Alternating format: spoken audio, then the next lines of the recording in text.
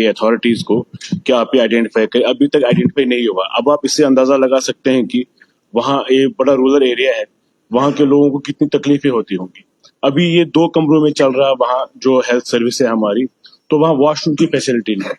कम से कम ये 15 या 16 हजार लोगों को कैटर करता होगा जो बलाई इलाका है हमारा। तो अभी तक आर्कोलॉजिकल सर्वे ऑफ इंडिया ने अगर भाई चले उनने बंद भी किया, उसके बाद उस साइट को डेवलप करने का कोई उनका इरादा ही नहीं। ऐसे ही ना फॉर द नेम से उन्होंने वहाँ आर्कोलॉजिकल सर्वे ऑफ इंडिया ने कहा है कि भाई वहाँ साइट हमारे, लेकिन वहाँ पैसा रिलीज होके भी काम बंद करवाया है।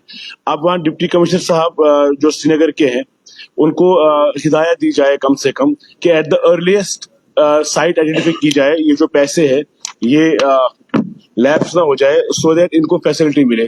और मैं चाहूंगा sir archaeological survey of India को भी जो डिपार्टमेंट हैंडल करते हैं उनका भी एक डायरेक्शन जाए यहाँ से। ये बहुत इंपॉर्टेंट साइट है, वहाँ मैं खुद भी गया हूँ। आप वहाँ पता भी है, एक रिपोर्टिंग मंगाई जा सकती है। ये एक टूरिस्ट हब बन सकता है अगर उसको एक्सप्लोर किया जाए, उसके पोटेंशियल को एक्सप्लोर किया जाए। काफी इम्पोर्टेंट साइट है ये, अगर उस पर भी ध्यान दिया जाए तो इससे अदरवाइज पोटेंशियल वहाँ टूरिज्म पोटेंशियल बूस्ट हो सकता है। Thank you sir. जो ऑनरेबल मेंबर का कंसर्न है वो बिल्कुल सही है। बिल्डिंग में बनने में बहुत ज्यादा डिले हुआ है जो नहीं होना चाहिए, लेकिन खुद ही ये पार्ट जो है इसमें मैंने बता दिया कि जो पहले लैंड दिया गया था उसमें आर्कोलॉजिकल डिपार्टमेंट ने ऑब्जेक्शन दी कि आप यहाँ कंस्ट्रक्शन नहीं कर सकते हो।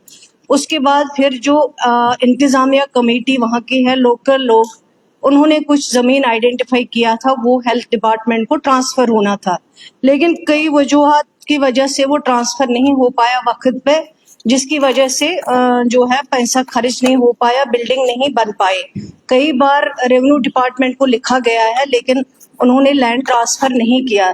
सर, मैं आपके माध्यम से यकीन दिलाना चाहती हूँ ऑनरेबल मेंबर को कि बहुत जल्द जो है इस लैंड को ट्रांसफर किया जाएगा। मैं खुद डिस्ट्रिक्ट डेवलपमेंट कमिश्नर श्रीनगर से बात करूंगी ताकि जो मुश्किलें वहाँ पे लोग झेल रहे हैं हेल्थ फैसिलिटी की वजह से, 2 कमरों में है, बल्कि फैसिलिटी होनी चाहिए जो अवेलेबल नहीं है। मैं जरूर इसमें कोशिश करूंगी डिस्ट्रिक्ट डेवलपमेंट कमिश्नर से ताकि ये लैंड जल्द अज जल्द ट्रांसफर किया जाए हेल्थ डिपार्टमेंट को और इनकी बिल्डिंग जो है वो जल्द बन पाए, लोगों को वहाँ फायदा मिल पाए। शुक्रिया। Thank you very much.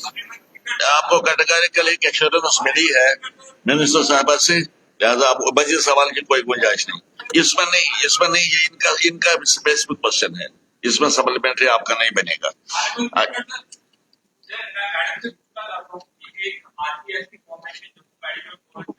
नहीं, वो दूसरा सवाल बनेगा।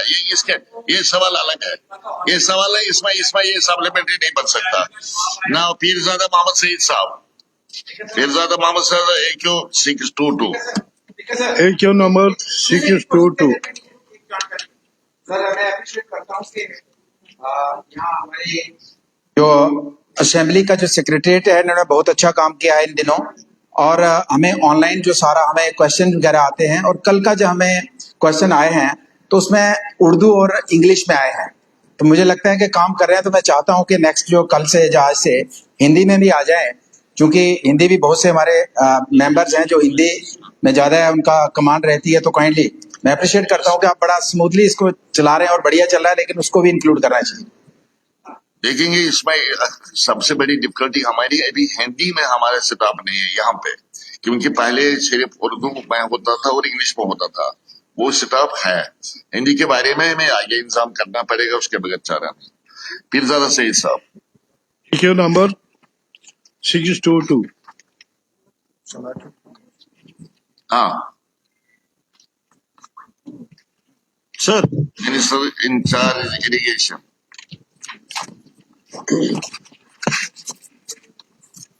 Sir, Irrigation and Flood Control Department does not have any exclusive budget to undertake beautification work on river banks.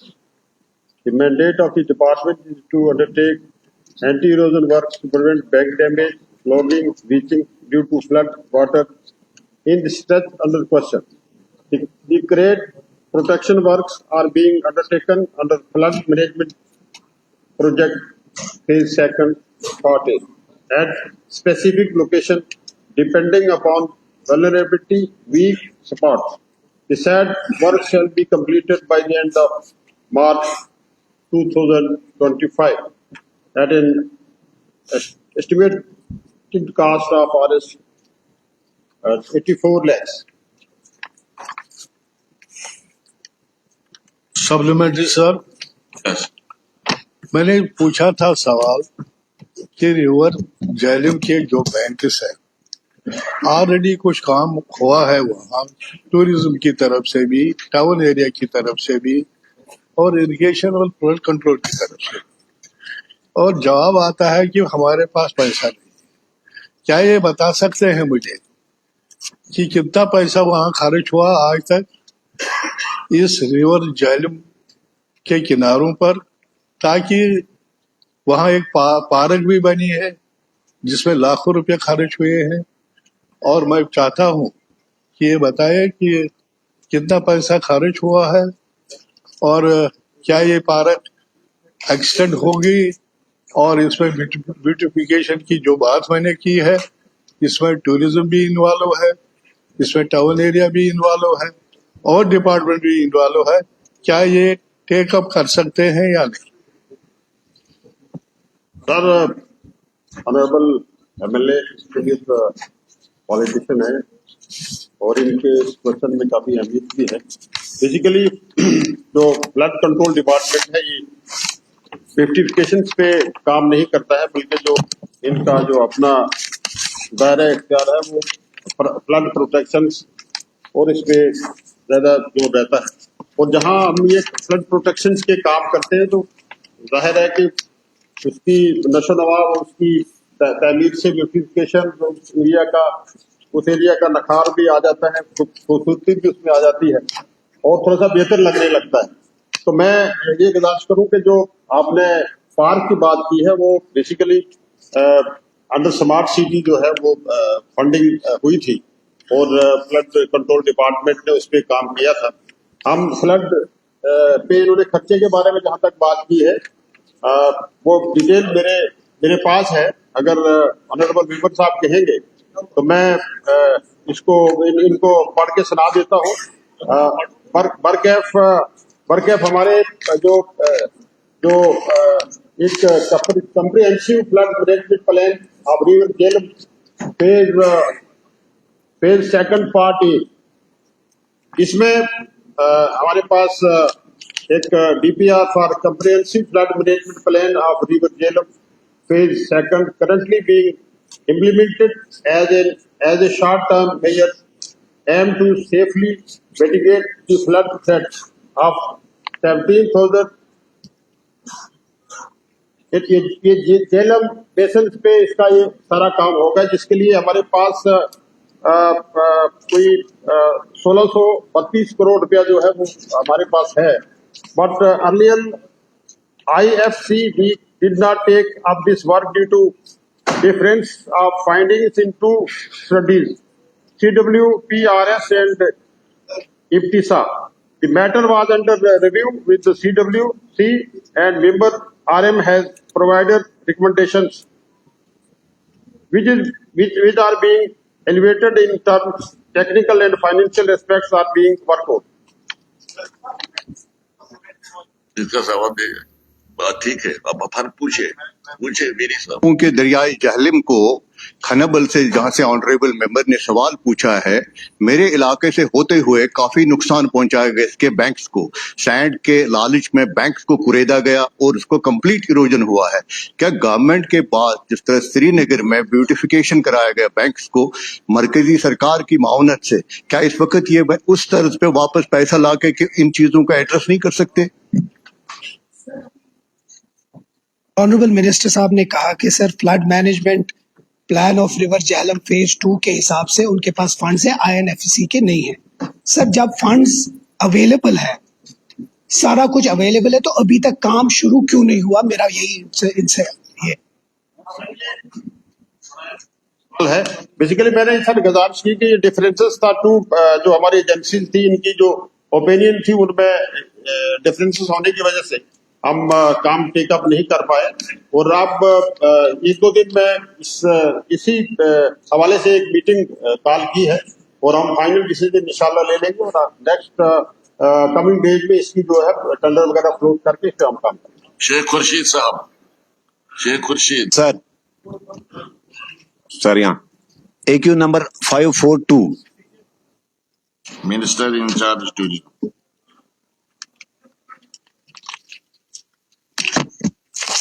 AQ number 542, Part A.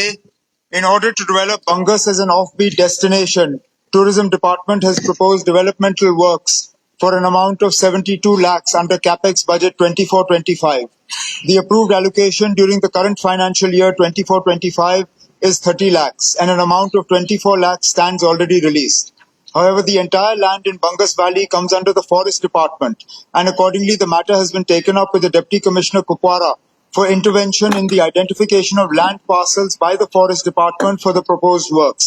Once the land parcels are identified by the Forest Department, the permissions and NOCs shall be sought on the Parivesh portal for forest clearance. Part B. To maintain the ecological balance, the department has focused on avoiding construction of massive buildings and hotels. The aim would be to develop the area as an eco-tourism destination. The department would focus on creating basic recreational facilities, rain shelters, public conveniences, signages, lighting, waste disposal facilities for visitors. Part C. To safeguard the livelihood of local shepherds, nomads and other inhabitants of the Bangas Valley, J&K Tourism Department has initiated the process of registration of paying guest houses in the vicinity of Bangas Valley. This will help to preserve and promote the local culture, traditions, cuisine, and would be an immersive travel experience for tourists. As on date, 19 paying guest houses in the proximity of Bangas Valley are registered with the Department of Tourism, Kashmir. Supplementary sir जो forest clearance के लिए जो प्रवेश portal पे जो apply किया गया है तो हर बार जो है सिक्योरिटी के नाम पर और फॉरेस्ट क्लियरेंस के नाम पर जो है वहां काम रुकता है। तो क्या ऑनरेबल मिनिस्टर साहब CM साहब क्या कमिटमेंट करेंगे कि जो पैसा रिलीज हुआ है वो सारा जो है वो खर्च होगा? और दूसरा जो इसमें मेरा सप्लीमेंट्री रहेगा वो ये कि सिर्फ 19 को रजिस्टर क्यों किया गया है, तो टारगेट क्या रहेगा 2025 में? और तीसरा ये कि क्या बंगस फेस्टिवल जो है क्या आप ऑर्गेनाइज करना चाहते हैं इस साल और क्या हर साल बंगस फेस्टिवल कंडक्ट होगा? Thank you.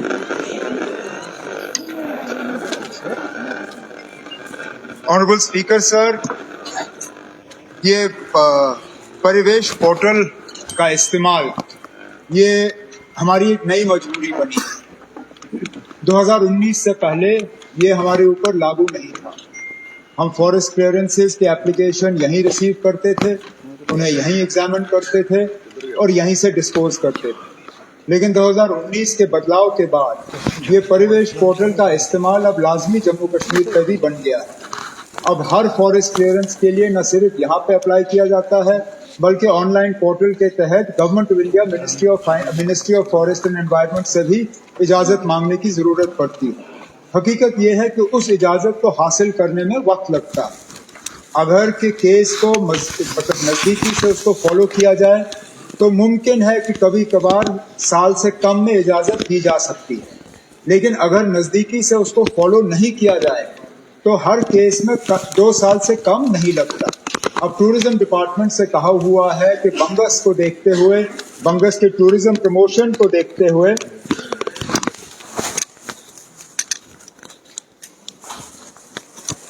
इन जो फॉरेस्ट क्लियरेंसेस के लिए बंगस के लिए परिवेश पोर्टल पे जो एप्लीकेशंस की गई हैं उनको नजदीकी से फॉलो किया जाएगा ताकि वक्त के अंदर अंदर उनकी इजाजत हमें मिले और ये पैसा जो है सही तरीके से इस्तेमाल हो। इसके बाद ऑनरेबल मेंबर साहब ने पूछा था कि जो रजिस्ट्रेशंस हैं वो कम क्यों? फिलहाल तो 19 ही जो है क्वालिफाई कर चुके हैं और रजिस्ट्रेशंस जो हैं उनको एग्जामिन किया जा रहा है। मैं ऑनरेबल MLA साहब से भी गुजारिश करूंगा कि वहाँ लोकल एरिया में हमारी मदद करके जितने लोग आप आइडेंटिफाई कर सको उनको आइडेंटिफाई करके हमें बता दीजिए ताकि उनके साथ मिलके हम उनकी मदद कर सकें, उनका इंफ्रास्ट्रक्चर बढ़ा सकें और उनको हम रजिस्टर कर सकें। जितने ज्यादा हमारे पास आएंगे उतने ज्यादा हम रजिस्टर कर पाएंगे। हमारे पास कोई नंबर की पाबंदी नहीं है। वहां से अगर इंटरेस्ट हो तो यहाँ से हम रजिस्टर कर लेंगे। और जहां तक आपने बंगस फेस्टिवल की बात की, इससे पहले भी बंगस फेस्टिवल हुआ है और हमारी उम्मीद है कि हर साल बंगस फेस्टिवल वहां पे ऑर्गेनाइज होगा। ठीक है। नाउ पूछिए आप जरा आपको भी टाइम दे देंगे इनसे। हाँ, थैंक यू स्पीकर साहब। बसोली के लिए स्वदेश दर्शन 2 के लिए 200 करोड़ रुपया क्या जो है ये सवाल तो कुछ और है। बसोली के लिए जवाब इनके पास इस वक्त नहीं होगा, वो अलग मामला बनता है, कोई बात है, आपको टाइम दे देंगे दूसरे तरीके से। हाँ पूछिए, आप पूछिए, आप उस इलाके से ताल्लुक रखते हैं।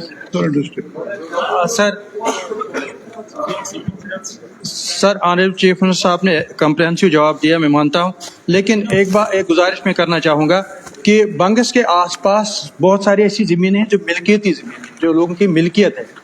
जब तक आप फॉरेस्ट क्लियरेंस वहां से करवाएंगे, जहां से आपको करवानी होगी सर, तो क्यों न जो आसपास की जमीनें हैं, जो मिल्कियती जमीन है, उन जमीनों को एक्वायर करके जो आपका पैसा है, जो वो पैसा आप वहां पे इन्वेस्ट करें। क्योंकि जितने भी लोग, चाहे लोकल्स, आउटसाइडर्स या रियासत से बाहर के लोग जितने भी वहां जाते हैं, न उनके पास कहीं बैठने की जगह है, न कहीं वॉशरूम है, न रात को रहने की कोई जगह है। जमीनें हैं वहां पे, मिल्कियती जमीनें, उन जमीनों को आप एक्वायर करके ये पैसा इन्वेस्ट करके उन टूरिस्ट के लिए वहां इंतजाम अगर आप करना चाहेंगे तो आप कर सकते हैं। मैं इस बारे में जानना मैं जानता हूं बंगस वैली के अंदर मिल्कियती जमीन किसी की नहीं। बंगस वैली के अंदर सारी जमीन जो है वो फॉरेस्ट की है। अब बंगस वैली के बाहर थोड़ा सा दूर हटके बिल्कुल मुमकिन है कि वहां मिल्कियती जमीन होगी, लेकिन वो बंगस वैली से दूर है। अब फिलहाल जैसे आपने बात की टूरिस्ट फैसिलिटीज की, अब अगर मैं बाथरूम बंगस वैली से 5 किलोमीटर दूर बनाऊं तो मैं क्या उम्मीद करूं कि बाथरूम इस्तेमाल करने के लिए टूरिस्ट 5 किलोमीटर जाके इस्तेमाल करके वापस आ जाएं। जो फैसिलिटीज बंगस से बाहर हम क्रिएट कर सकते हैं, जिस तरह मैंने ऑनरेबल एमएलए साहब से कहा, अकोमोडेशन, रहने की जगह, वहां पे मिल्कियती जमीन पे अगर कोई प्रपोजल आ जाता है उसको एग्जामिन करके मंजूरी दे देंगे। लेकिन बंगस वैली के अंदर जो हमें टूरिस्ट के लिए रेस्ट स्टॉप, रेन शेल्टर, ये छोटे से रेस्टोरेंट, कियोस्क और बाथरूम फैसिलिटीज बनानी होंगी, उनके लिए फॉरेस्ट क्लियरेंस की जैसे ही हमें इजाजत मिल जाती है हम वो सामान बना देंगे। साहब से मेरी रिक्वेस्ट है कि अगर टूरिस्ट डेस्टिनेशन, हर किसी टूरिस्ट डेवलपमेंट अथॉरिटी का एमएलए वाइस चेयरमैन होता है, ताकि काम शुद्धत से चले और अच्छी तरह से चले। प्लानिंग जो भी है, मास्टर प्लान है अबाउट टूरिस्ट प्लेस, ताकि टूरिज्म बढ़े। अब तो टूरिस्ट सीजन शुरू होने वाला है, लगभग शुरू हो चुका है, मगर अभी तक भी वो डेवलपमेंट अथॉरिटीज के जो पावर्स हैं वाइस चेयरमैन को, वो ना पता है, ऑर्डर है नहीं है, क्या है, वहां पर कुछ ऐसा कुछ हो रहा है माहौल, उनको भी पता नहीं है टूरिस्ट डेवलपमेंट अथॉरिटीज वालों को कि कहाँ करना है, क्या करना है। और एमएलए को लोग आते हैं, हमें क्या करना है, जैसे दुकानदार है, बाकी है। तो इसका एक इमीडिएट इफेक्ट चाहिए ताकि टूरिज्म बढ़े और टूरिस्ट भी ज्यादा से ज्यादा। हाँ जी, की बात हो रही है, अगर इसमें कन्ना का जिक्र ना हो तो मुझे लगता है सर ज्यादती होगी। सर जहां तक बंगस की बात हो रही है सर, दरंगाड़ी एक जगह है, दरंगाड़ी टू नया सर वाया साधना, अगर वहां पे एक केबल कार का प्रोजेक्ट इंस्टॉल किया जाए तो मुझे लगता है कि टूरिज्म इंडस्ट्री को इससे काफी फायदा होगा, प्रमोट होगी इससे। सजेशन है, ये सप्लीमेंट्री बनता नहीं है वैसे। ऐसे जैसे आप ये देख लीजिए, बड़वान डना है सर, क्रानू है सर, सर ये सतपुरा है सर, ये ऐसे अगर इग्नोर किया जाए। टूरिज्म की ग्रांट्स जब आएंगी ना डिस्कशन के लिए, टूरिज्म की ग्रांट्स डिमांड्स आएंगी डिस्कशन के लिए, उस वक्त आप रेज करेंगे। Please take percent. मैं रियाज अहमद खान साहब AQ 250। No supplement please. Yes, minister in charge Jal Shakti. Sir,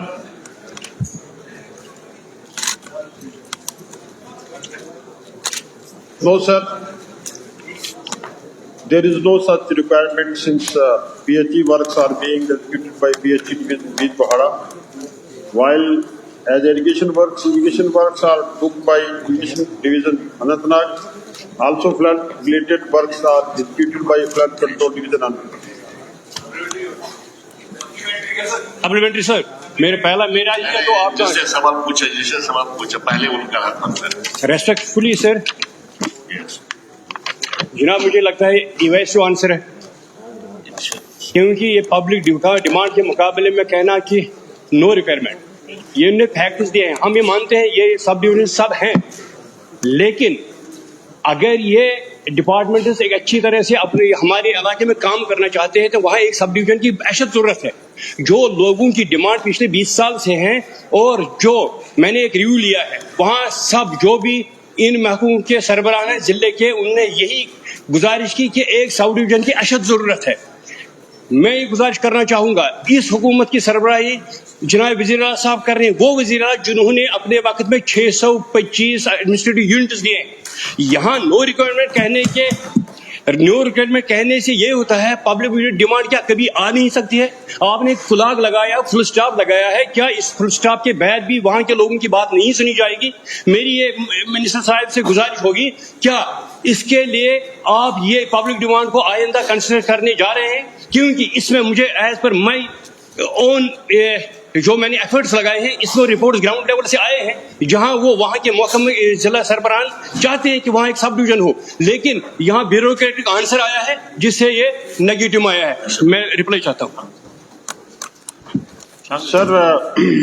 honourable member साहब ने पूरी रियासत की तर्जमानी की और मैं समझता हूँ कि उन्होंने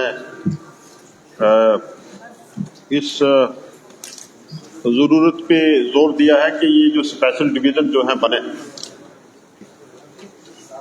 और इन्होंने रेफरेंस भी दिया है कि जब उमर अब्दुल्ला साहब पहली सरकार ने एडमिनिस्ट्रेटिव डिवीजन पूरी रियासत में खोले थे और डोर स्टेप पे लोगों की खिदमत के लिए जो उनका एक मिशन था उसको पूरा किया।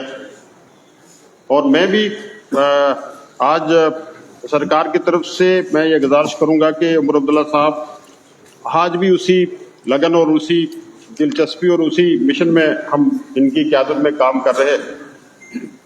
और जहां जहां भी जो भी एरिया फार फ्लंग एरिया है, जहां सरकार चाहेगी कि इस फार फ्लंग एरिया में स्पेशल डिवीजन खोलने की जरूरत है, वहां खोलने के लिए सरकार जो है कोशिश करेगी। हम डिटेल रिपोर्ट ले लेंगे, लेकिन जो इनका एरिया अनंतनाग का एरिया है, इसमें ऑलरेडी 3 हमारे डिवीजन है, 3 ऑलरेडी हमारे डिवीजन है जो हमारे यहाँ काम कर रहे हैं डिफरेंट लिंक में, इरिगेशन, फ्लड कंट्रोल, PHE और दूसरे।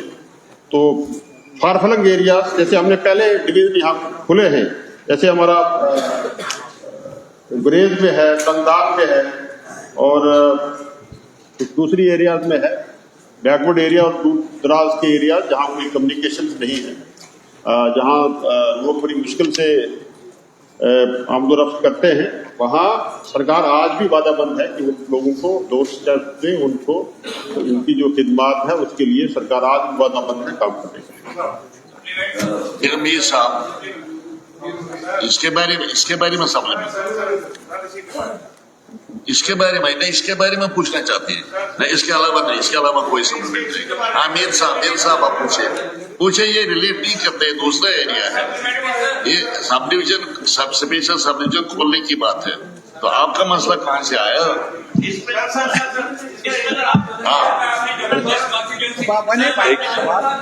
Sir AQ number 504 minister incharge housing and urban development.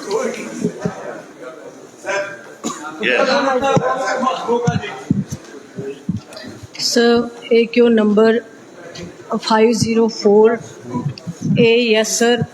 In a step towards segregation of waste at Soras, the committee has distributed twin householders dustbins among all households of the town, along with installation of twin bins in commercial areas for segregated collection of the garbage. B, for collection of waste from the households and commercial establishment. 8 number of hoppers have been deployed regularly, and the waste is subsequently transported to the material recovery facility panel at Verinag, where it is further segregated into dry waste and wet waste separately. Part C, the dry waste is processed in MRF and center, which is being relocated and sold out, while as the wet waste is put into the composite pits for generation of organic compost. Year serial number 1, 2001, 2021 to 2022, hoppers, item quality in number 6. 2002 to 23, hoppers 2, quality number 2003, 2023, tricycles 25. 4, 2022 to 2023, truck laden with sucker. Yes, part C, yes, following machinery shall be procured: bake bridge, number 2 baling machine, number 3 shredder, number 4 segregator, number 5 compost sieving machine, number 4 incinerator, number 5 generator, number 8 sanitary napkin vending machine, number 9 weighing scale, number D, no sir. Weighing scale. Sir, thank you to Honorable Minister. But जो part A में detail दी है और उसमें ये बताया है कि ये सारी चीजें वहाँ फंक्शनल है, but as local representative I agree कि कुछ इस डायरेक्शन में काम हुआ है और ये वेस्ट मैनेजमेंट के लिए वहाँ पर पिछले 2-1 साल से कोई सिस्टम बनाया है रिसाइकलिंग का, मगर एज येट अभी फंक्शनल नहीं है। तो इसलिए जो रिपोर्ट में दिया गया है कि हम ऐसा कर रहे हैं वैसा कर रहे हैं, तो ये नोटिस में लाना चाहिए, अभी फंक्शनल वो नहीं है। नंबर 2 में जो आपने मशीनरी का जिक्र किया है और एग्जिस्टिंग वहाँ पर जो मशीनरी है, मैंने रिव्यू लिया था, हमें बताया गया था कि एक जेसीबी और एक ट्रैक्टर है सिर्फ जो फंक्शनल है। ये मशीनरी ऑन रिकॉर्ड हो सकता है डिपार्टमेंट ने दिया होगा, बट प्रैक्टिकली इसमें से वहाँ मतलब फंक्शनल कुछ भी नहीं। तो ये आप समझ सकते हैं कि ये हो सकता है ये मशीनरी कोई सेकंड हैंड, कोई मतलब रिजेक्टेड माल लिया हो, फोटो खींचना हो तो उसका स्ट्रक्चर आपको वहाँ मिलेगा, मगर फंक्शनल नहीं है। इसी तरह से नंबर 3 में जो आपने कहा फर्दर हम मशीनरी ये जो खरीदने जा रहे हैं या जो रिक्वायरमेंट है, दैट इज एग्रीड।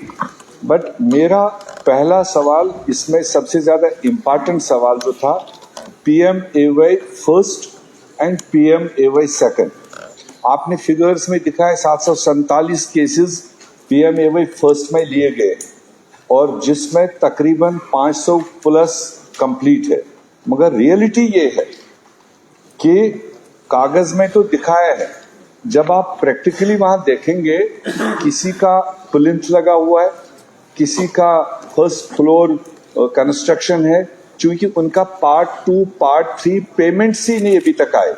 तो ये किस तरह से इन्होंने दिखाया है कि 500 कुछ cases complete, are they physically and financially complete, then I will agree with them. Otherwise ये फिगर्स है प्रैक्टिकली वहां पर ना फाइनेंशियली कंप्लीट है ना फिजिकली कंप्लीट है। तो पहले आप उस पर बता दीजिए, फिर मैं PMAY 2 के बारे में एक बात पूछना चाहूँ। सर, विद योर परमिशन, जो ऑनरेबल मेंबर साहब ने जो जवाब के बारे में जो जवाब दिया हुआ है, मैंने क्वेश्चन का यहाँ पे कुछ खदशात जाहिर किए हैं कि कहीं कहीं पे जो है ग्राउंड में इम्प्लीमेंट नहीं है ये मशीनरी जो भी दिखाई गई है। मैं ऑनरेबल मेंबर को यकीन दिलाना चाहती हूँ जो जो इन्होंने यहाँ पे जिक्र किया है कुछ ए पार्ट में, तो अगर इनका, क्योंकि ये पब्लिक नुमाइंदा है, रिप्रेजेंटेटिव है, इनको पता है, जाते रहते हैं ग्राउंड में, ये जो जवाब में आया हुआ है इतने फंक्शनल है, इतने फंक्शनल नहीं है।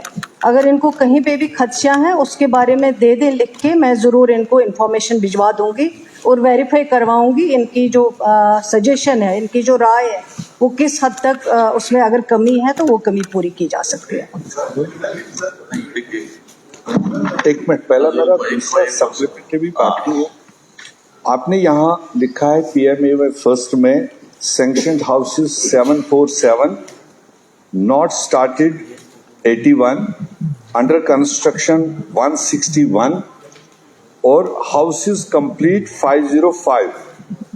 इसी पर मेरा सवाल है, ये जो 505 कंप्लीट दिखा रहे हैं, आई डोंट थिंक कि दिस इज करेक्ट फिगर, क्योंकि रेगुलरली हम वहाँ मॉनिटर कर रहे हैं। रोज वो बेनिफिशरीज जिनको इन लिस्ट में लिया गया है रोज सड़कों पर होते हैं, और मैंने कई बार डिपार्टमेंट से पूछा what is the latest status, वो कह रहे हैं हमने भेजा है, दिल्ली भेजा है, जम्मू भेजा है, जब फंडिंग आएगी हम दे देंगे। विद द रिजल्ट वो पुअर पीपल सफर कर रहे हैं। अभी रिसेंटली विंटर गुजर गया, बहुत सारे लोग अपने घरों में नहीं रह पाए, तुड़वाना पड़ा और नए कंस्ट्रक्शन शुरू किया, जियोटेक भी ले लिया। मगर मैं नहीं समझता हूं कि ये 505 फिजिकली फाइनेंशियली कंप्लीट है, इस पर आपको फर्दर इंक्वायरी कराने की जरूरत है। दूसरा, जो मशीनरी आपने बताई है जो एग्जिस्टिंग है, उसको भी जरा डिपार्टमेंट क्रॉस चेक कराए। एक दिन जिस डिपार्टमेंट ने लिखा है, जिस ऑफिसर ने लिखा है, एक दिन मेरे साथ आए, ये मशीनरी मुझे वहां दिखा दे। मेरा इतना ही सवाल। सर इन्होंने तो वैसे मिनिस्टर साहब ने कैटेगोरिकली कहा, अगर आपको लग रहा है कि कहीं डिस्पैरिटीज हैं, she is prepared to look into it and she will inform you about it, there is no problem. 505 जो यहाँ हमने जवाब दिया है, ऑनरेबल मेंबर साहब कह रहे हैं कि उसमें बहुत कम जो है वो फंक्शनल है, बाकी नहीं हुआ है कुछ। अगर ऑनरेबल मेंबर का ये कहना है तो जरूर इसको चेक करवा देंगे और इनको बाद में इंफॉर्मेशन जो है वो फराहम की जाएगी। हाँ राजू साहब, जरा वो पूछना शुक्रिया शेखर साहब। इसके बाद इसे आफ्टर दिस आफ्टर शेखर साहब शुक्रिया। मैं ऑनरेबल मिनिस्टर साहब से जानना चाहूँ कि जितनी स्कीमें इन्होंने चलाई हैं जनाब, ये सैनिटेशन और सेग्रीगेशन का, मेरे जिले की 3 म्युनिसिपैलिटीज हैं। नहीं आपका जिला इस पर नहीं आता, प्लीज टेक क्वेश्चन, इस पर नहीं आएगा, इस क्वेश्चन में नहीं आएगा, ये तो स्पेसिफिक है मेरे नाम के बारे में। हाँ तारिक साहब, एक मिनट पूछ सर, मैं सिर्फ ये गुजारिश कर लूँगा, क्योंकि ये अर्बन डेवलपमेंट के बारे में है। तो कुलगाम में एक इलाका है यारीपोरा होम, और हमारे ऑनरेबल चीफ मिनिस्टर साहब पार्लियामेंट्री इलेक्शन में वहाँ गए थे, और वहाँ अभी तक भी वेस्ट के लिए सेग्रीगेशन कोई यूनिट फंक्शनल नहीं है। और जहाँ तक मशीनरी का ताल्लुक है, ट्रैक्टर हो या दूसरी चीज़ें हों, नामो निशान नहीं। और आप उसी इलाके से ताल्लुक़ रखती है, उसी डिस्ट्रिक्ट से। मैं और यहाँ ऑफिसर साहिबान भी होंगे, मैं सिर्फ ये चाहूँगा कि क्या सरकार एडमिनिस्ट्रेशन इस इशू को एग्जामिन कर लेंगे, वही मेरी गुजारिश है।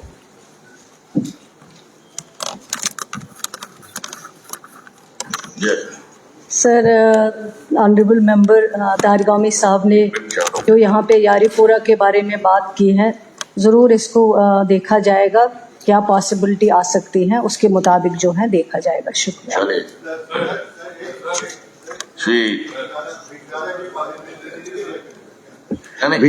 के बारे में अगर आपको सवाल पूछना तो पूछ सकते हैं। ऑफ लीगेसी वेस्ट के बारे में जिक्र है, बिजबारा टाउन के बारे में, और कहा गया बहुत सारे टाउन का नाम लिया, 3.88 मीट्रिक टन जो है वेस्ट को डिस्पोज किया गया।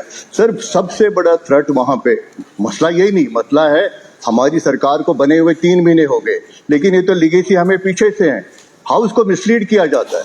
वहां पे थ्रेट पोज हुआ है पूरी वाटर बॉडीज को, रोड साइड पे डिग्री कॉलेज को थ्रेट हुआ है। वहां पे मैंने कई रिव्यू लिए वहां पे म्युनिसिपल कमेटी के, and I floated the concept of bio remediation. उन्होंने कहा हमारे पास ये आज कंसेप्ट नहीं आया है, दे वर रादर रिक्वेस्टिंग मी कि आप इसमें मदद करें। लेकिन ये बिजबारा के बारे में जानना चाहता हूं, ये कहाँ पे, ये पैसे कहाँ पे खर्च होते हैं और हमें मिसलीड किया, क्योंकि बिजबारा के बारे में उन्होंने बात नहीं की, न करनी थी, क्योंकि तो है दूर बिजबारा के बारे में कहाँ से इंफॉर्मेशन होगी। तो लेकिन फिर भी ऑनरेबल मेंबर ने जो कहा है बिजबारा के बारे में, इसको भी जरूर चेक किया जाएगा। सुरेंद्र कुमार जी पूछे सवाल।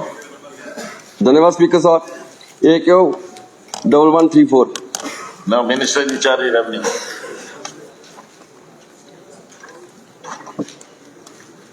Yes, sir. AQ number 1134.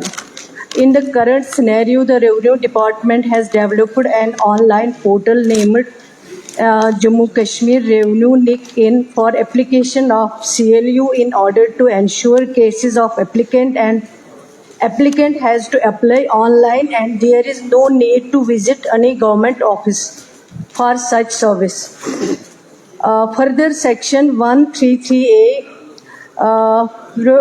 provides as follows. Provided further that holder of any agriculture land may construct a residential house or erect farm building, grain storage, primary processing of agriculture, produce wells of tanks or make any other improvements thereon for residential purposes or agriculture improvement on intimation to the Tahsildar concerned. However, the plinth area of such building or improvement shall not exceed 400 square meters in total. Supplementary sir, supplementary sir।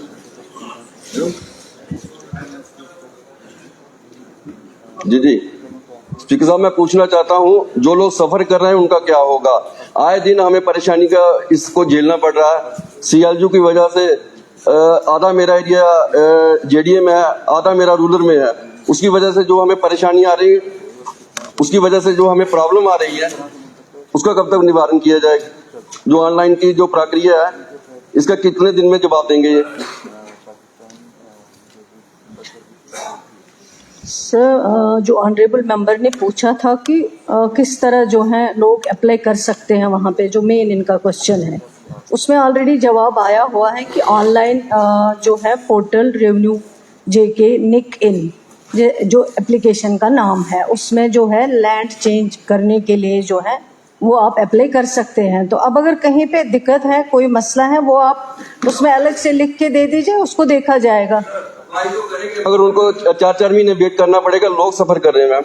नहीं, 4-4 महीने क्यों wait करना पड़ेगा? Apply करने में क्या दिक्कत है? वो अगर बताएंगे तो उसका जवाब दे देंगे। अगर अप्लाई नहीं कर पाते या उसमें कोई परेशानी है, वो आप बताइए, मैं जवाब दे दूँ। आप पूछे। सर, मुझे लगता है कि सरकार को पहले CLU का टाइटल हाउस को बताना चाहिए कि what actually CLU means. Sir, ये what I feel is it is intentionally designed weapon by some bureaucrats, nothing else. ये CLU आम पब्लिक का खून चूसने के लिए बनाया गया है। ये सरकारों से पहले कभी CLU नहीं हुआ है। और CLU किस पे लागू होता है? जो 20, 25, 30, 40 साल पहले से घर कमर्शियल और इंडस्ट्री बना के बैठा है, उसको कहा जाता है कि अपनी जमीन के CLU लो, उसको कहा जाता है अपने माल का नाम दिखाओ। सर, ये इसको खत्म करना होगा। जब तक ये CLU खत्म नहीं होगा, आम पब्लिक को राहत नहीं मिल सकती। और it is planned move by some bureaucrats, लोगों को तंग करने के लिए। इसके अलावा CLU का और कोई बेनिफिट नहीं है। आप लैंड यूज के लिए आप जमीनी उसकी मालकी जमीन है या सरकारी जमीन है, टाइटल क्लियरेंस लीजिए, लेकिन लैंड यूज पुरानी जमीनों में अलाउड नहीं किया जाना चाहिए, प्लीज।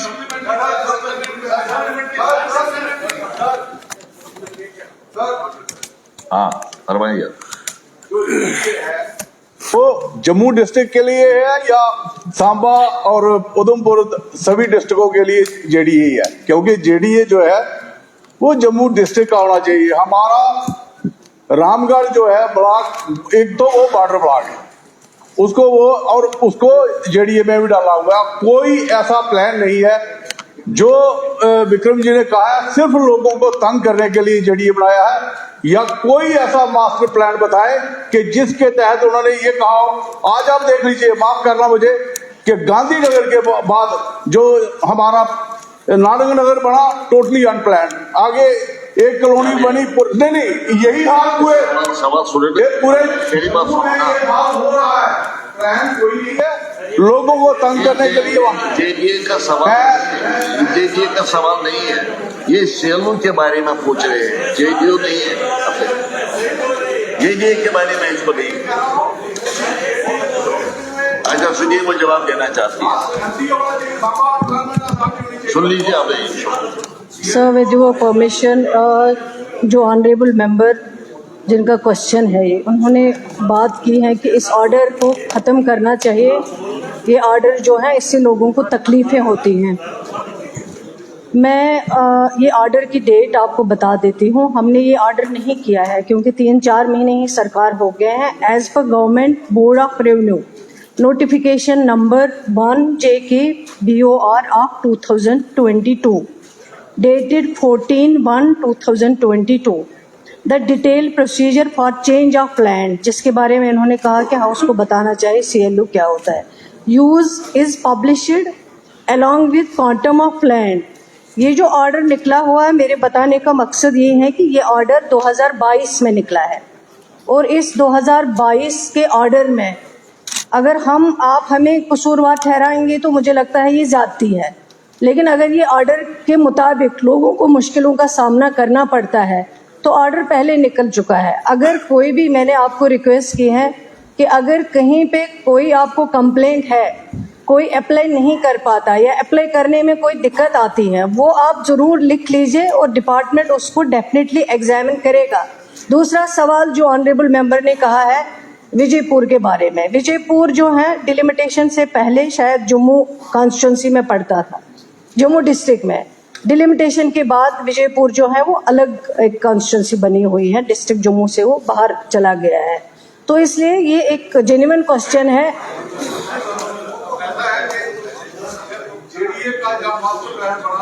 उस वक्त सांबा डिस्ट्रिक्ट जो फॉर्म हो चुका था। जी मैं जवाब दे दूंगी।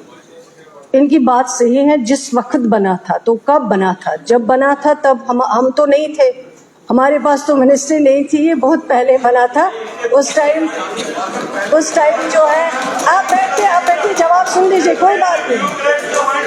आप बात सुन लीजिए, आप जवाब सुन लीजिए, कोई बात नहीं, आप जवाब सुन लीजिए। तो अगर कहीं पे भी इनको मैं फिर आप बैठ जाइए प्लीज, जवाब सुन लीजिए, पहले जवाब सुन लीजिए, फिर आपको बोलना होगा, मैं जवाब दे दूंगी। फिलहाल मेरा जवाब सुन लीजिए, मुझे कंप्लीट करने दीजिए। सर, मैं ऑनरेबल मेंबर्स के खदशात को समझती हूँ, जेन्युइन है, क्योंकि एक पब्लिक रिप्रेजेंटेटिव हैं, लोग इनके पास आते हैं, जैसे मेरे पास आते हैं, जो इनका खदशा है वो जरूर लिखे, डिपार्टमेंट जरूर एग्जामिन करेगा। अगर कहीं पे भी इनको लगती है कि मुश्किल है या लोग परेशान हैं, वो जरूर लिखे, उस चीज को देखा जाएगा इंशाल्लाह। हाँ, श्यामलाल थी पहले, श्यामलाल ये पहले। ये बहुत ही इम्पोर्टेंट क्वेश्चन था और मुझे लगता है कि इस हाउस की जो अथॉरिटी वो कहीं ना कहीं हम डिपार्टमेंट को डिफेंड करने में और डिपार्टमेंट को गलत जो डिसीजन है, अब हम ये स्कोर सेटल नहीं कहे कब हुआ। We are the law makers. अगर किसी ब्यूरोक्रेट ने या टेक्नोक्रेट ने एसी रूम में बैठ के ये कानून बनाए हैं तो क्या इस हाउस की डोमेन नहीं है, हम उसको रिविजिट नहीं कर सकते?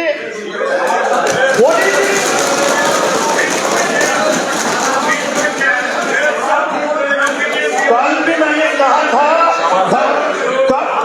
मैंने कहा था the government officer and the official, they are not the government, we are the government. This is the definition of the government. मैं ये कह रहा हूं, CLU जो बनाया है, वो 2022 में बनाया। अब ब्यूरोक्रेट को क्या तकलीफ है हमारे लोगों के साथ? We are the elected representative, we are accountable to the people and government officer, they are accountable to us. This is the domain of this house. CLU में आ रहा हूं मैं, honourable incharge revenue minister, honourable chief minister साहब से गुजारिश करूंगा कि इसको इमीडिएटली रिविजिट किया जाए, इस ऑर्डर को, लोगों को एक साया फॉर रिलीफ दी जाए। ये जो रहा है सिस्टम यहाँ 7 साल में, बहुत कुछ हुआ है। हम एक दूसरे के साथ स्कोर सेटल नहीं करें, रिस्पॉन्सिबिलिटी फिक्स करें उन लोगों की। यहां तक जेडीए की बात आई है, इंचार्ज मिनिस्टर यहाँ पे, और ये कोर रिलेटेड है इशू, ये कोर रिलेटेड है। जेडीए ने एक मास्टर प्लान बनाया और अखनूर तक ले गए। क्या फैसिलिटी आप वहां प्रोवाइड कर रहे हैं? जो भी कवानीन बनते हैं वो वेलफेयर, लोगों के वेलफेयर के लिए बनते हैं। ये इस किस्म की जो काम हुए हैं उसको सरकार को रिविजिट करना पड़ेगा। सीएलवी को भी रिविजिट करें और मास्टर प्लान को। और एक बात और ऐड करूंगा, क्योंकि ऑनरेबल चीफ मिनिस्टर, एक गैर मुमकिन खत है, ये गैर मुमकिन खत है और पूरा जम्मू गैर मुमकिन खत में बसा है। उसका एक ऑर्डर आज से 4 महीने 5 महीने पहले हुआ है, अभी तक वो इम्प्लीमेंट नहीं हुआ। शामलाल जी, गैर मुमकिन खड़ पर एक सवाल अलग है, वो जब आएगा तो उस वक्त आप बात करेंगे।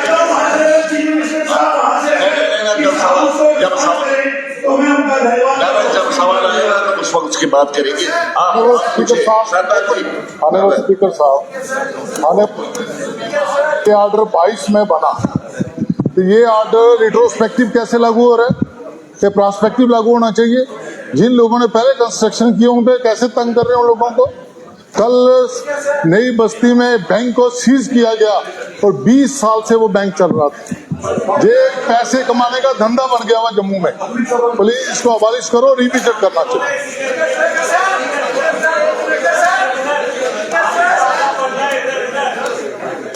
पूछो, आप पूछे।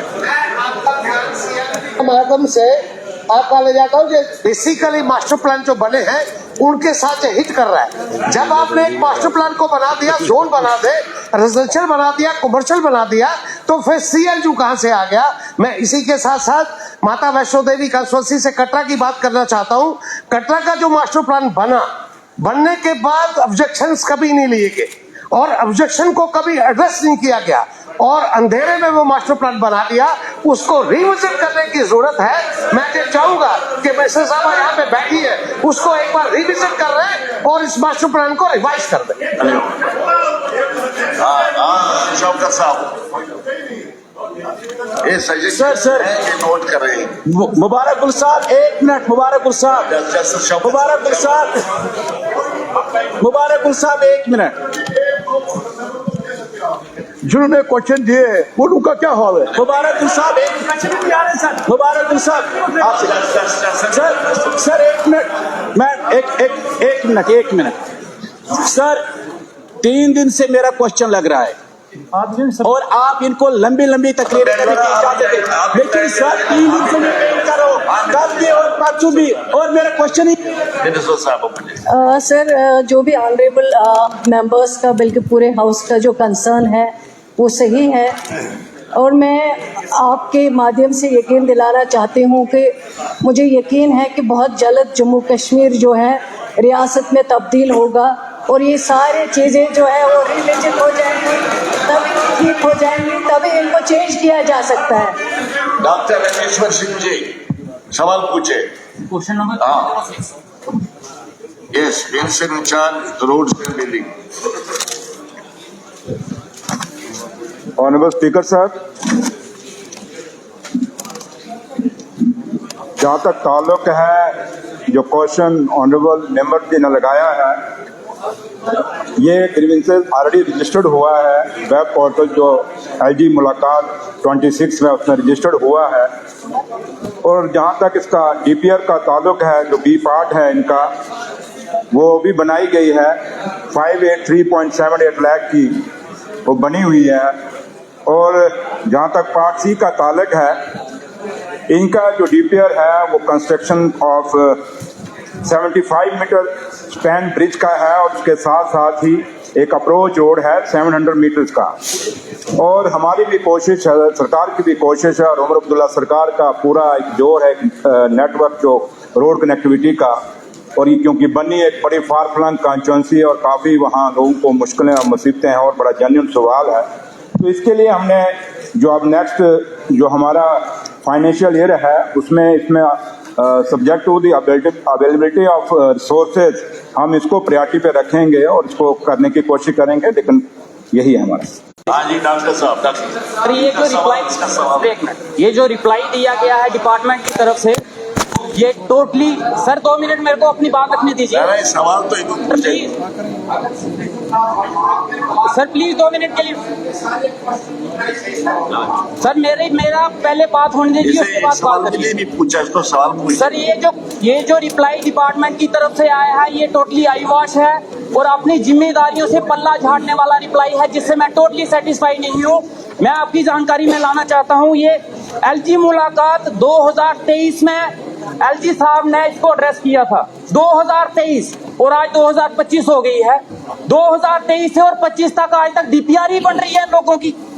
और जनाब ये वो ब्रिज है जहाँ पे स्कूल के बच्चे बह गए थे और 2 महीने के अंदर अंदर इन्होंने टाइम लिमिट दी थी कि इस ब्रिज को बनाया जाएगा। अभी 2 सालों से सिर्फ इनकी डीपीआर बन रही है। और ये जो ब्रिज है, इसके साथ जो रोड लिंक है वो है मशेडी टू द्रब्बड़। मैं इस रोड के बारे में बताना चाहता हूँ, ये वो रोड है जिसके ऊपर हमारे 5 जवान आर्मी के शहीद हुए थे। और वो शहीद इसलिए हुए थे कि वो रोड इतनी खस्ता हालत में थी कि जब उनके ऊपर फायरिंग हुई तो वो रोड इतनी गंदी हालत में था कि वो अपनी गाड़ियां वहां से नहीं निकाल पाए। अगर वो रोड अच्छी कंडीशन में होता तो वो गाड़ियां अपनी वहां से निकाल सकते थे और वो 5 जवान बच सकते थे। लेकिन इस डिपार्टमेंट की नालायकी देखिए, और कितने रिस्पॉन्सिबल लोग हैं ये, कि इतना कुछ होने के बावजूद, ये ब्रिज इतना इंपॉर्टेंट होने के बावजूद, ये रोड इतना इंपॉर्टेंट होने के बावजूद भी 2 साल से सिर्फ डीपीआर बन रही है। मैं ये जानना चाहूंगा कि और कितना वक्त लगेगा इसको बनने में। अगर ऐसे ही डीपीआर बनती रहेंगी तो मुझे नहीं लगता कि डिपार्टमेंट अपनी जवाबदेही यहाँ पे बनती है और वो अपना काम ढंग से कर रही है। बहुत बहुत शुक्रिया सर। ऑनरेबल स्पीकर साहब, ऑनरेबल मेंबर का बड़ा जेन्युइन कंसर्न है, और क्योंकि हमारे फौजी भी वहाँ रोड पे शहीद हुए हैं, और जो ये कह रहे हैं कि जो डेट बता रहे हैं कि एलजी साहब की जो ऑनरेबल एलजी साहब का जो मुलाकात का पोर्टल है, अगर उस पर ये ग्रीवेंसेस रजिस्टर्ड हुआ था, अगर 2023 में हुआ और अभी तक कोई एक्शन नहीं हुआ, इसको मैं एग्जामिन करा लूंगा। और ऑनरेबल मेंबर साहब, ये मेरे छोटे भाई हैं, मैं इनसे भी रिक्वेस्ट करूंगा कि आप मेरे पास आ जाएं और मैं डिपार्टमेंट के ऑफिसर्स को भी बुला लूंगा। अगर इतना डिले हुआ तो क्यों हुआ, और बड़ा जेन्युइन इशू है। और मैं जैसे ही अब ये यानी जैसे पहले भी कहा कि रिसोर्सेज की कमी है, अगर जैसे ही पूरे होते हैं और इसको हम जल्दी ऑन करने की कोशिश करेंगे। बस बस बस हो गया आपने एश्योरेंस दे दी, आपको एश्योरेंस दे दी होना चाहिए जो इतनी लापरवाही करता है। आपके साथ बैठ के ये फैसला करेंगे। शमीमा फिरदौस जी। Thank you, 688. मिनिस्टर इंचार्ज जल शक्ति।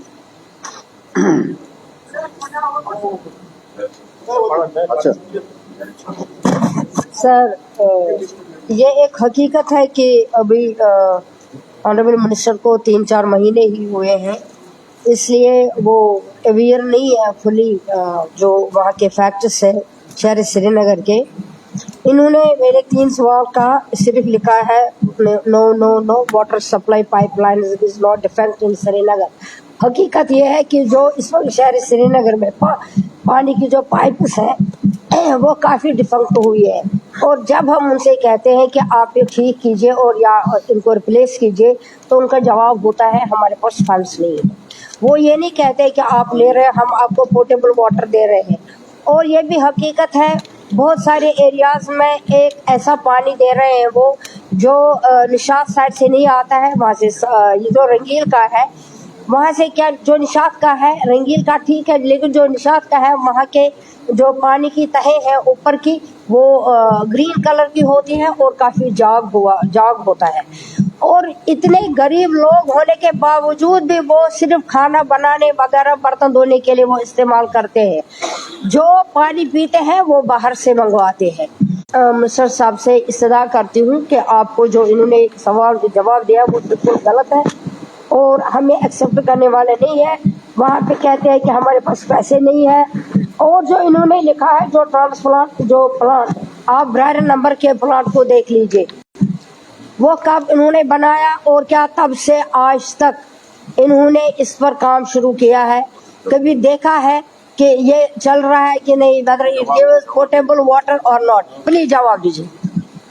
मैं ऑनरेबल मेंबर साहिबा की बात की तरदीद इस अंदाज में नहीं करूंगा, लेकिन एक बात मैं वाज़ह करूंगा कि डिपार्टमेंट सक्षम है, डिपार्टमेंट के पास पैसा है और डिपार्टमेंट साफ सफा पानी देने के लिए एसेंशियल कम्युनिटीज लोगों को पहचाने में वादाबंद है। अगर स्पेसिफिक कहीं को प्रॉब्लम आ रही है, क्योंकि हमारा एक ऑलरेडी श्रीनगर में हमारी डिपार्टमेंट की तरफ से एक बाकायदा एक सेल बना हुआ है जो पूरी निगरानी करता है और पूरा डिपार्टमेंट जो है वो इसकी देख रेख में है। अगर स्पेसिफिक कोई प्रॉब्लम ऐसी है तो उस पर हम काम करेंगे और मैं यकीन दिलाता हूँ पूरे हाउस को कि इसमें डिपार्टमेंट जो है वो सक्षम है लोगों को एसेंशियल कम्युनिटीज पहुंचाने में हर जगह कोशिश हम कर रहे हैं और हम वादाबंद हैं कि लोगों को डोर स्टेप पे उनकी सर्विस प्रोवाइड की जाए। श्रीनगर जैसे शहर श्रीनगर में बड़ी मुश्किलात है पीने के पानी की, क्योंकि श्रीनगर की शहर की आबादी बढ़ रही है और जो लोग माइग्रेंट गाँवों से भी आ रहे हैं श्रीनगर में। शेख साहब के ज़माने में रिंगल वाटर सप्लाई स्कीम बनी थी, लेकिन अब जरूरत है कि सेकंड फेज, जब तक कि मेरे इलाके में भी बख्शीपोरा, टागनवारी, पालोपोरा, गुदरबल वगैरह पानी नहीं है उस इलाके में, नूरबाग, भगवानपोरा में पानी नहीं है। मेरी गुजारिश होगी कि इसमें जो नया रिंगल सिस्टम है उसको लगाना चालू करना पड़ेगा और ग्राउंड लेवल जो बोर वेल्स कुछ खोदने पड़ेंगे किसी किसी जगह जहाँ से पानी निकलता था, वरना बड़ी मुश्किलात हैं श्रीनगर शहर में। मैं ये फायदा उठाता हूँ, मैं चाहता हूँ कि ये ऑनरेबल मिनिस्टर इस बारे में मुझे बताएं और ये अगर विजिट भी करेंगे वहाँ पे तो अच्छी बात होगी। है कि इन्होंने लिखा जो ट्रांसप्लांट ये है ट्रीटमेंट प्लांट, वो मैं गुजारिश इनसे करती हूँ जो ब्रायर नंबर के प्लांट से उनको चेक किया जाए, क्योंकि वो काफी डिफेक्ट हुए हैं। वो वहाँ से जो लोगों को आसाइश और आसूदगी मिलनी चाहे वो नहीं मिल रही है। ऑनरेबल मेंबर्स मुबारक गुल साहब ने और मैडम जी ने जो यहाँ फरमाया है, मैं इन पे हम काम करेंगे और इनको यकीन दिलाएंगे कि बेहतर फैसिलिटी से इम्प्रूव करने की और कोशिश की जाएगी। Now the question our is over. जनाब उमर अब्दुल्ला साहब, चीफ मिनिस्टर, टू ले on the table of the house a copy of the economic survey report for the year 2024-25. Mr. Speaker, sir, I beg to lay on the table of the House a copy of the economic survey report for the year 2024-25. The paper is laid. Now, अब शुक्रिया की तहत पर बहस की शुरुआत होगी। मैं सिर्फ ऑनरेबल मेंबरान से गुजारिश करूंगा बोलते वक्त टाइम का जरूर ख्याल रखें। अभी तक जो टाइम मुख्तलिफ पार्टीज ने लिया है उसकी जानकारी मैं आपको देना चाहता हूं। एनसी को 180 मिनट मिले थे तो 80 मिनट लिए, अभी इनके पास 100 मिनट बाकी है। बीजेपी को 123 मिनट मिले थे, 69 मिनट लिए हैं, बाकी अभी मेरे ख्याल में 31 और 23 54 मिनट आपके बाकी है। कांग्रेस का टाइम ओवर हो गया है, उन्होंने ज्यादा टाइम दिया है जिनको इनको अलर्ट हुआ था। पीडीपी का भी ओवर हुआ है, 13 मिनट थे तो 20 ले लिए। सीपीआईएम बाकी पीसी वगैरह इनको बोलना है, आज इनको मैं टाइम दे दूंगा, इनको बोलना है। तो मैं एजाज अहमद जान साहब से गुजारिश करूंगा कि वो बहस की शुरुआत करें।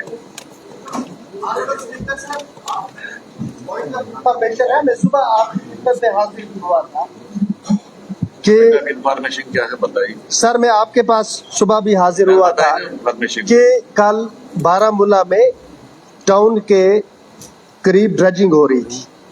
उस ड्रेजिंग की वजह से तकरीबन 8 से 10 दुकानें, जो मेरी मालूमात है 8 से 10 दुकानें डैमेज हो गई। ये जेहलम मार्केट इस जगह को कहते हैं और जो ये दुकानें हैं इनका रेंट ये म्यूनिसिपैलिटी को अदा भी करते हैं। तो लिहाजा मैं आपसे इस्तदा करता हूँ कि आप इस महकमे से ये रिपोर्ट मांगें और देखें कि इन दुकानदारों को किस तरह से फिर से रिहेबिलिटेट किया जा सकता है। जान साहब बोलिए। जान साहब। शुक्रिया ऑनरेबल स्पीकर सर। मैं आज के सीधा जो लोगों का काम हो सके, लेकिन फिर भी हुकूमत जो है अपना काम कर रही है। और सबसे बड़ी बात मैं जो कहना चाहूंगा कि जब से ये हुकूमत बनी है इस रियासत के अंदर एक डर का माहौल खत्म किया है। हमें बड़े बड़े मेंबर कहते हैं लोगों का ये काम नहीं हुआ, वो काम नहीं हुआ, ये नहीं आया। लेकिन मैं ऑनरेबल चीफ मिनिस्टर साहब को कहना चाहूंगा कि पूरे रियासत में एक एक जो नौजवान है, एक एक जो बुजुर्ग है, जो बच्चा है, वो आपके साथ खड़ा है। और इस वजह से खड़ा है जो डर का माहौल इस रियासत में पैदा किया गया बीजेपी के थ्रू, हर इलाके, वो कश्मीर से लेके लखनपुर लेके पुंछ राजौरी तक एक डर का माहौल, लोगों की जमीनों को लेके ये बताया गया कि आपकी जमीनें वापस ली जाएंगी, लोगों के घरों के ऊपर मुश्किलात लाई गई।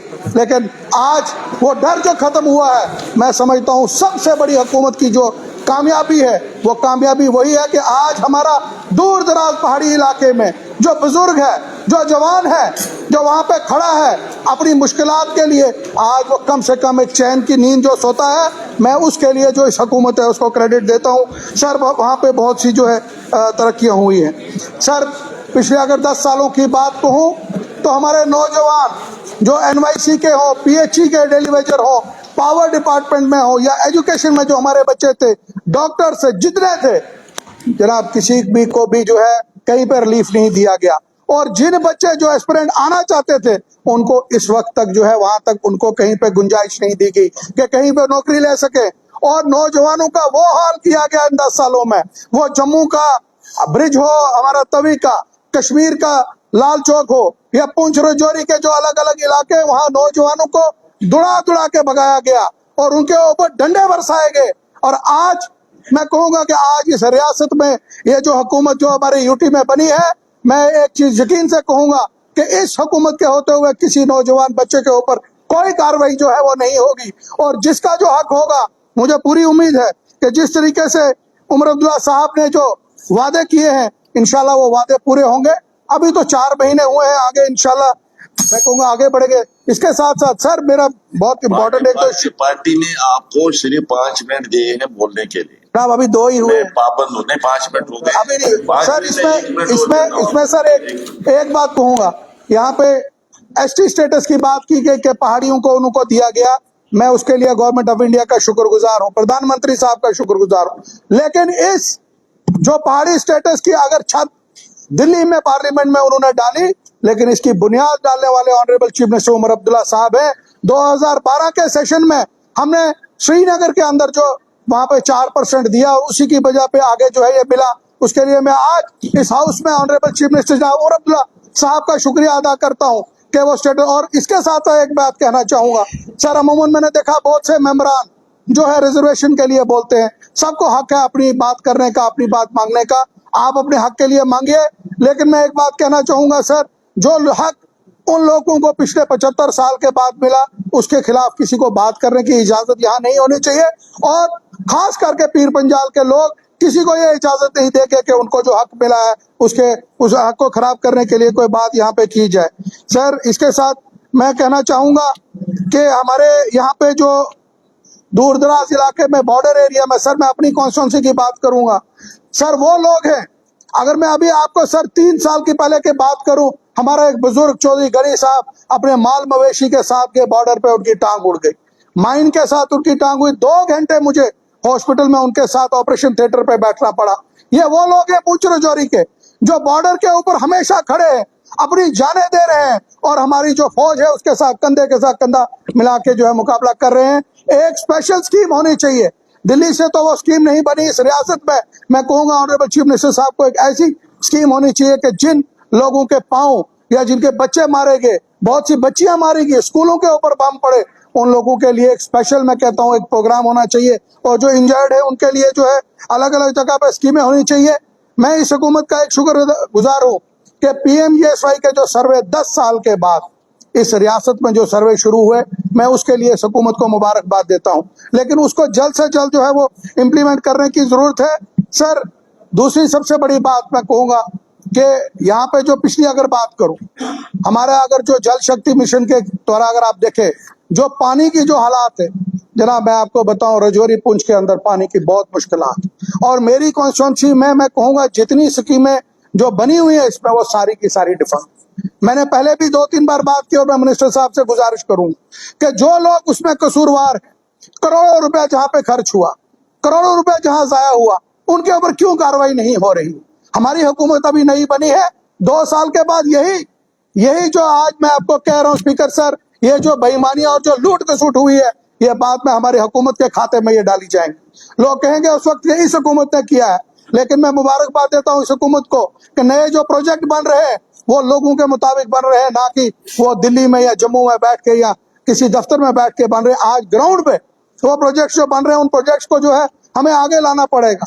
पावर सेक्टर में अगर बात करूं सर, बहुत सी मुश्किलात हमारे इलाके में है, लेकिन मुबारकबाद के हकदार है हमारे चीफ मिनिस्टर साहब के अब उन इलाकों में पोल ट्रांसफार्मर बिजली जो है वहां पे जाने लगी है। और एक बहुत बड़ा सर कंसर्न है, मैं कहूंगा जो बिल नहीं देता है आप उसकी बिजली काटिए, हम आपके साथ हैं। लेकिन इसका मतलब ये नहीं है कि एक गांव में 10 लोगों ने बिल नहीं दिया है तो पूरे गांव की बिजली जो है वो काटी जा रही है। उसके लिए मैं ऑनरेबल चीफ मिनिस्टर साहब से गुजारिश करूंगा कि उन लोगों के ऊपर थोड़ी सख्ती की जाए, जिसने नहीं बिल दिया है सिर्फ उसकी बिजली काटी जाए, ना कि पूरे के पूरे गांव की बिजली जो है काटी जाए। मैं आखिर में सर एक पॉइंट है मेरा सबसे बड़ा, हमारी एक सड़क है, जब हमारे वहाँ पे बूढ़ा अमरनाथ जी की यात्रा होती है और वो उस यात्रा में जो है हमें बहुत मुश्किलात आती हैं। हमने ऑलरेडी पहले भी हुकूमत से कहा है कि हमारी चंडक से लेके बूढ़ा अमरनाथ तक जो सड़क है उस सड़क को 4 लेन जो है सड़क बनाई जाए। उसका प्रोजेक्ट जो है हमने सबमिट किया है और ऑनरेबल चीफ मिनिस्टर साहब ने मीटिंग में तो अश्योर किया है। मुझे उम्मीद है वो सड़क जब बन जाएगी तो उस सड़क से हमारे इलाके की बहुत सी जो है मुश्किलात जो है दूर होंगी। और एक आखिरी सर पॉइंट, जो हमारे PMAY के तहत जो मकान बनाए जा रहे हैं उसमें सर मैं कहना चाहूंगा 2005 में जो अर्थक्वेक आया, उस अर्थक्वेक में सबसे ज्यादा नुकसान जो है वो पुंछ डिस्ट्रिक्ट का हुआ और मेरी कॉन्स्टिट्यूंसी में हुआ। हजारों के मकान जो है वो बिल्कुल रेज हो गए, जिसमें उस वक्त के प्राइम मिनिस्टर साहब, चीफ मिनिस्टर साहब मौके पे गए, उन्होंने देखा और उन लोगों को रिलीफ के तहत पे जो है सर टीन की चादरें दी गई। वो टीन की चादरें आज उनके घरों के ऊपर हैं, लेकिन मकान कच्चे हैं, जल्दी उनको जो है रिपेयर करना था। वो घर सर इंक्लूड होने चाहिए PMY जो नए फाइनेंशियल हमारे जो डॉक्टर शफी साहब, मैं भी अब स्पीकर साहब, वो डेड बॉडीज अभी आई नहीं। मैं जावेद साहब को भी मालूम होगा, फोन पे फोन आ रहे हैं, वो अभी तक वो dead bodies have not reached there, they are not been airlifted. जनाब स्पीकर साहब, आपका बहुत शुक्रिया कि मुझे टाइम मिला। लेफ्टिनेंट गवर्नर साहब 5 मिनट मिले, 5 मिनट अभी शुरू नहीं किया सर। नहीं, वो पार्टी ने इतना ही टाइम दिया तो मैं I quote here the father of the democracy, the great Abraham Lincoln. फरमाइए। उन्होंने कहा the crux of the democracy is give the basic democratic rights to the people where they can decide their political and the developmental fair life, strengthen the institutions of the democracy, empower the institutions of the democracy, and out of that 3 terms came. The democracy is by the people, the democracy is of the people, and the democracy is for the people. But unfortunately, on 5th August 2019, a different model of the democracy was adopted. A unilateral decision where everything, constitutional guarantees, they were snatched without consulting the stakeholders, without consulting the people of the state. A state which was one of the biggest states before the independence of the country, it was taught, it was bifurcated. A part of the state Ladakh, which was for hundreds of years a part of the organ of the Jammu and Kashmir state, that was separated. A state was made union territory. I don't see an example in any democracy such things being done, and I wish it should be never done. One of my friends from the other side yesterday told that when this was done, there was not a bloodshed. Oh my God. That should be given the wisdom to the people of this state. They didn't go to the violence. There was a design, but they didn't fell to that design. Yeah, we can say the whole population was put under siege for so many days. The communication line, the internet and other, they were cut for months together, which happens never in the democracy of the world. all political leadership, irrespective of the political parties, across the spectrum of the political field, they were put behind the bars. And those two who had carried the flag on their shoulders, this is what we had been given. Arrest, it was not on the politicians, intellectuals, doctors, engineers, businessmen, journalists, students, even the young chaps, they were put behind the bars. जनाब कह रहे थे कि इसके बाद दूध की नदियां बह गई. I didn't find anything in the Kashmir. I love Jammu a lot because long back in 1983 I had started my medical career from the Jammu. अब मैं जम्मू आ गया, यहाँ भी मुझे वो शहद और दूध की नदियां कहीं नजर नहीं आई. Even this assembly, जहां पर कि 13 साल पहले मैं था, वही कुर्सियां, वही table, except I see this change. मेरे ख्याल में जो पहला था आपका audio system, that was better than this. और सबसे जो चीज, दिस टेम्पल ऑफ डेमोक्रेसी, जहां पर हम आज है, लोगों के वजह से 6 years it was locked. My country is one of the biggest democracies in the world. कहां पर ऐसा होता है कि स्नैच, जो फ्रेंचाइज का राइट है लोगों से, वो भी स्नैच किया. तो ये है जो हमें मिला. और क्या मिला हमें? एम्प्लॉयमेंट. जब ये बहुत उस दिन कहा था यूथ ऑफ कश्मीर, आज की हिस्ट्री ये है, we have the highest unemployment history of Kashmir. And हमारी यहां पर सिचुएशन ड्रग्स की नहीं थी. Drug menace was not in the state of Kashmir, but we are number one. Instead of the employment हमें ड्रग्स की तरफ लगाया गया. कोई इन्वेस्टमेंट एटलीस्ट मुझे नजर नहीं आया अपने कॉन्स्टिट्यूएंसी में कोई इन्वेस्टमेंट हुई. हाँ, अगर बिजनेस फ्लोरिश हो गया इन 3-6 सालों में ड्रग्स का. आपको सर पता है जो वर्किंग ग्रुप हमने बनाया कि क्या हालत है आजकल कश्मीर में और जम्मू में भी, जो आजकल ड्रग्स की या बाकी जो यहाँ पर नशे आवर चीज है. एक चीज किया गया, the society has put to the drugs. We have been drugged instead of giving the employment और अदर एवेन्यूज.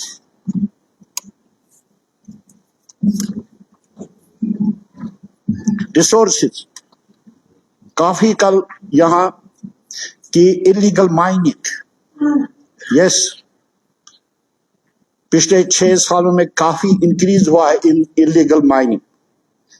इसकी वजह से सिर्फ रिसोर्सेज नहीं, हमारा इकोसिस्टम डिस्ट्रॉय हो रहा है. जो हमें चैलेंज होगा in the coming years, this will be how to preserve our ecosystem. We will have lot of problems. और ये 6 सालों का देन है कि जो कुदरत ने हमें दिया था, एक निजाम दिया था, एक माहौल दिया था, उसको हमने बर्बाद किया. बट शुक्र है सर, बड़गाम से मैं सिर्फ आज एक हूँ. आपका भी टाइम है ना sir, with all regards and respect, उसमें से 1-2 मिनट. और वो ये कह रहा था कि ब्लड शॉट नहीं हुआ, कोई चोटी नहीं मारी, but people gave the money, they gave a right answer. Vote से उन्होंने दिखाया कि जो भी आपने फैसले लिए वो गलत फैसले थे, हमें वो कबूल नहीं है.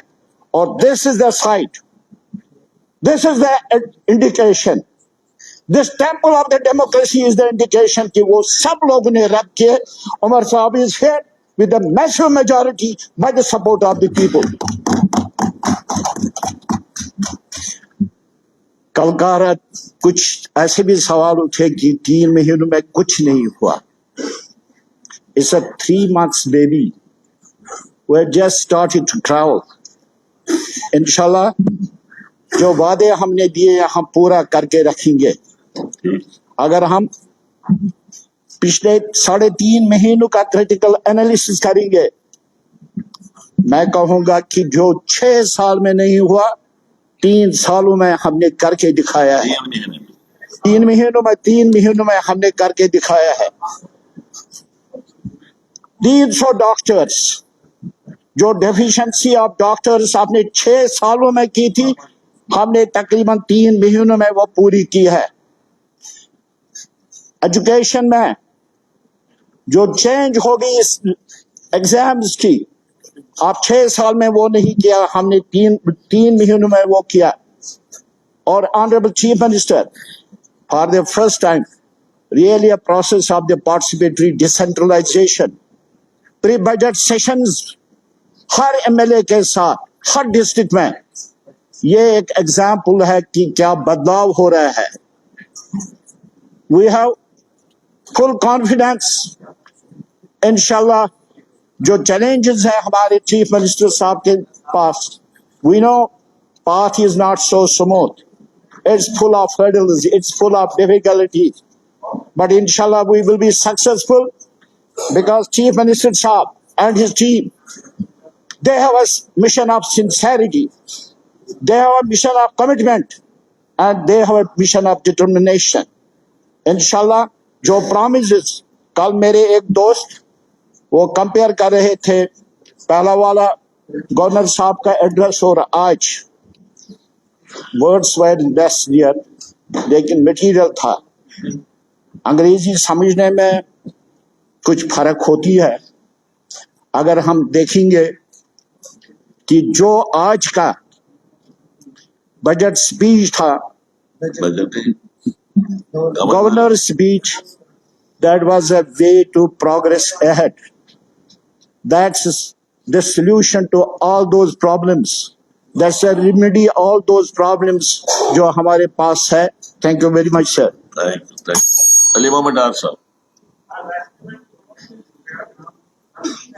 यस इसके बाद मैं आपको टाइम अपना दे दूंगा पूरा, आप घबराइए मत।